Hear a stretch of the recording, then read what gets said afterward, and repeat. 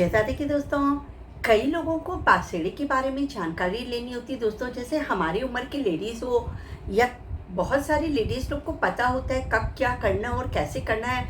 मगर जो अभी की नई जनरेशन आ रही है, अभी के जो बच्चे आ रहे हैं, वो जॉब करने के लिए बाहर रहते हैं, उनको कोई ढंग से बताने वाला नहीं रहता है। और या फिर किसी की सास छोटी उम्र में ही शांत हो जाती है, तो उसमें बहुत सारे प्रॉब्लम आते हैं कि बासेड़ा कब करना चाहिए, किस तरह से करना चाहिए, ये सब बहुत सारे क्वेश्चन रहते हैं। तो दोस्तों, इसमें ये बात है कि बासेड़ा होली के 8 दिन के या 10 दिन के अंदर कर लेना चाहिए। होली के बाद यानी होलिका दहन के 10 दिन के अंदर अंदर बासेड़ा हम लोगों को कर लेना चाहिए।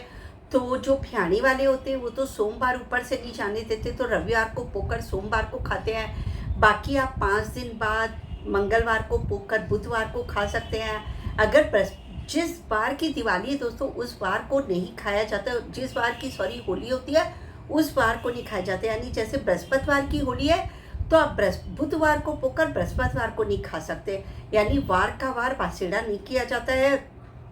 आप बृहस्पतिवार को पोकर शुक्रवार को खा सकते हैं, रविवार को पोकर सोमवार को खा सकते हैं, मंगलवार को पोकर बुधवार को खा सकते हैं। इस तरह आप अपनी सहूलियत के हिसाब से 5 दिन का या 8 दिन का या 10 दिन का बासेड़ा कर सकते हैं। उसमें कोई प्रॉब्लम नहीं है दोस्तों। तो ये तो हो गया कि कब करना चाहिए और किस तरह करना चाहिए। तो उसका ये है कि दोस्तों, सुबह थोड़े से दही के अंदर में 1 गिलास पानी डाल के उसके अंदर में 1 टेबल स्पून हम लोग को बाजरे का आटा डाल देना चाहिए, थोड़ा सा नमक डाल के, और उसको दाल घोटनी से घोट के साइड में रख देते हैं। ये होता है हमारा, इसको हम लोग खाटा ओलना कहते हैं। उसके बाद आपको अगर बहुत सारा खाना बनाने का मन है तो आप जो भी चाय बना सकती है, मगर कंपलसरी में होता है गुलगुले, यानी मीठे आटे के जो गुड़ से या चीनी से बनाई हुई पकौड़ियाँ होती हैं, उनको गुलगुले बोलते हैं। किसी किसी के बेसन की और या दाल की पकौड़ी होती है, वो होती है। राबड़ी जो हम लोगों ने घोट के रखी थी वो बनाई जाती है, वो जरूरी है। दही जमा के रखा जाता है, और दाल की पूड़ी या फिर आप बेसन की पूड़ी जो भी आप बनाना चाहें वो बना सकते हैं। बाजरे की रोटी कंपलसरी होती है दोस्तों, वो बनानी होती है। साप्ता मोठ और साप्ता बाजरा क्या होता है, भिगोकर रात को रख दिया जाता है। उसी से ही सुबह में बाना, अगर किसी के घर में निकलता है तो बाना निकाला जाता है, और नहीं तो टिक्का जो निकालते हैं वो शीतला माई के रोली का नहीं निकाला जाता है दोस्तों, हल्दी का टिक्का निकाला जाता है। आप ये याद रखिएगा, हल्दी के टिक्के के ऊपर चावल नहीं लगाते, मोठ बाजरा लगाते हैं। और हम लोग जो कुंडारियाँ भरते हैं उनके अंदर एक इतना बड़ा कुंडा लाना पड़ता है दोस्तों। रात को ही आप लेकर आ जाइए या 2-3 दिन पहले आप अपनी सहूलियत के हिसाब से इतना बड़ा मिट्टी का कुंडा ले आइए।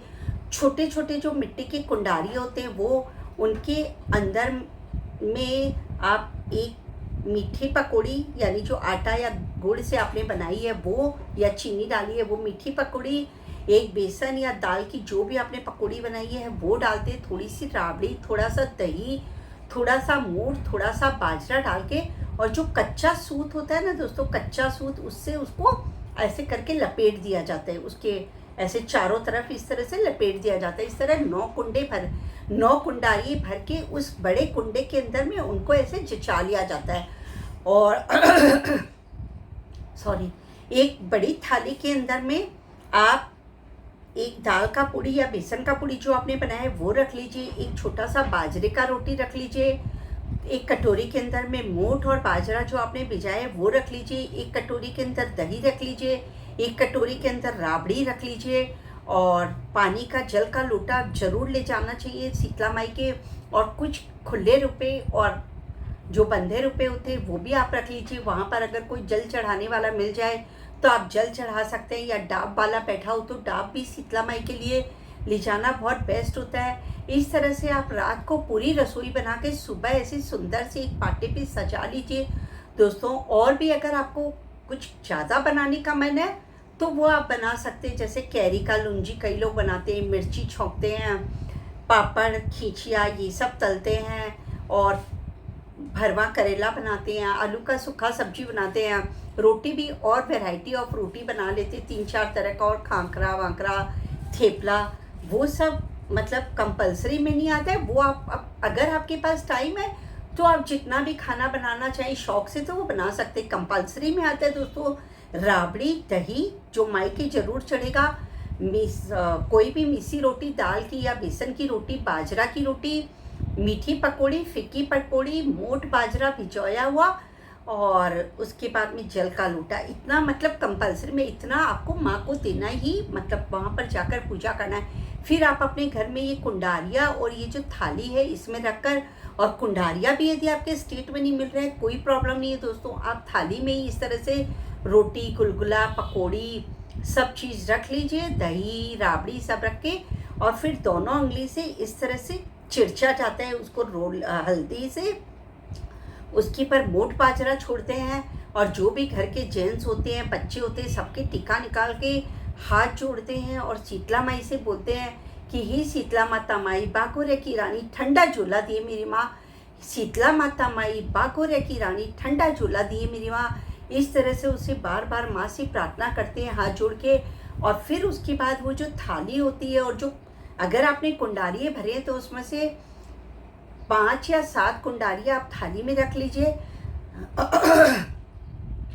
और अगर नहीं भरे हैं तो कोई बात नहीं है, वो थाली आप लेकर मंदिर चल जाइए, और 2 कुंडारिये आप घर में ही छोड़ के चले जाइए।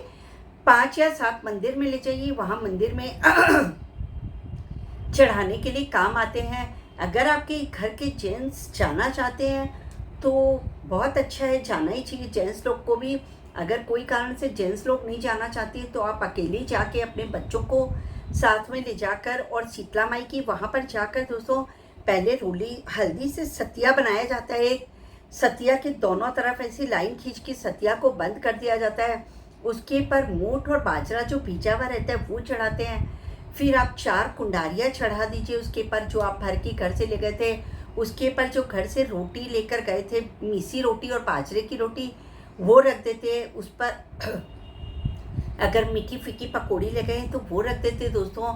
और शीतला माई के आपकी जिस तरह से राबड़ी और दही चढ़ाने का आपके स्टेट में या आपके घर के आसपास जो मंदिर है वहाँ पर जैसे भी जो नियम है वो चढ़ा देते हैं। जैसे हमारे यहाँ पर शीतला माई के सर पर राबड़ी और दही नहीं चढ़ाने देते, साइड में एक बाल्टी रखी हुई रहती है, एक में हम लोग दही चढ़ाते हैं, एक में हम लोग राबड़ी चढ़ाते हैं, और वो रोटी को सूखा ही रखकर और उस पर रुपया जो भी हम लोगों को रखना होता है वो रुपया रख के हाथ जोड़कर और वहाँ से उठ जाते हैं। और बगल में अगर कोई का कुंडारिया पहले से चढ़ा हुआ है तो उसका एक कुंडारिया हम लोग उठाकर अपनी थाली में रख लेते हैं। इस तरह से दोस्तों शीतला माई की पूजा बहुत ही सरल विधि से की जाती है। और फिर उसके बाद में बाहर आकर आप सुनना चाहें मंदिर की तो बाहर आके, अदरवाइज़ बाहर ऐसी कोई व्यवस्था नहीं है कि जहाँ पर आप बैठकर शीतला माई का सुन सकें या कर सकें। कि हम लोगों के यहाँ तो ऐसे होता है कि बाहर एक पत्थर रखा हुआ रहता है, ईंटें 2-4 रखे हुए रहते हैं, उस पर भी हम लोग जल ढालते हैं। अंदर भी मंदिर में भी हम लोग जल ढाल के आते हैं वो कलसी से। और वहाँ पर कई लोग भी खड़े रहते हैं जो बाल्टी से शीतला माई के पानी डालते हैं, उसके अगेंस्ट में हम लोग पैसा दे देते हैं उनको। तो वो अगर हो तो ठीक है, नहीं तो आप अपने घर आकर और थोड़ा सा ज़्यादा जल वहीं पर शीतला माई के वहाँ ढाल के आ जाइए। और बाहर में अगर ईंटा रखा हुआ है तो उस ईंटा पे भी थोड़ा सा जल डाल के उस पर भी दोस्तों कुंडारिया चढ़ाया जाता है, पैसा चढ़ाया जाता है। और वहाँ पर मंदिर के बाहर यदि आपको कोई भी हरा धनिया मिल रहा हो तो वो खरीद कर घर ले आना चाहिए। ऐसा बोलते हैं कि हरा भरा खरीद कर घर लेकर आना पड़ता है। अगर मंदिर के बाहर नहीं मिल रहा है तो कोई बात नहीं, आप बाज़ार से भी खरीद के ला सकते हैं। इस तरह से फिर घर में आकर और आप वो जो भी आपने प्रसाद बनाया है वो मंदिर में आप अपने जो लड्डू गोपाल है, भगवान है, उनके भोग लगा के और फिर सभी लोग उस भोग को ग्रहण कर लीजिए। और अगर आप शीतला माई का थोड़ा सा जल अगर ला सके पति और बच्चों के लिए घर, तो वो घंटे में डाल के ले आई तो आँखों के वो लगाया जाता है।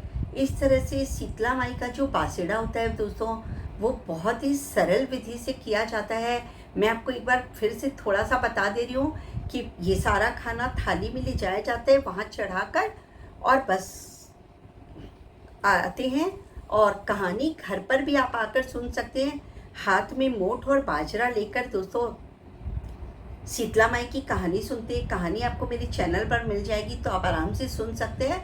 और वो मोठ बाजरा अगर आप मंदिर में चढ़ा रहे हैं तो वहीं पर चढ़ाकर उसके ऊपर भी कुछ पैसा रख दीजिए। और फिर उसके बाद जो भी आपने ठंडा भोजन बनाए हैं वो आप प्रसाद के रूप में माँ का ग्रहण कर लीजिए। अगर वीडियो अच्छा लगा हो दोस्तों तो प्लीज़ लाइक के बटन को दबा दीजिएगा, और यदि अभी तक आपने मेरे चैनल को सब्सक्राइब नहीं किया तो प्लीज़ इसे सब्सक्राइब कर दीजिएगा। जय दादी की।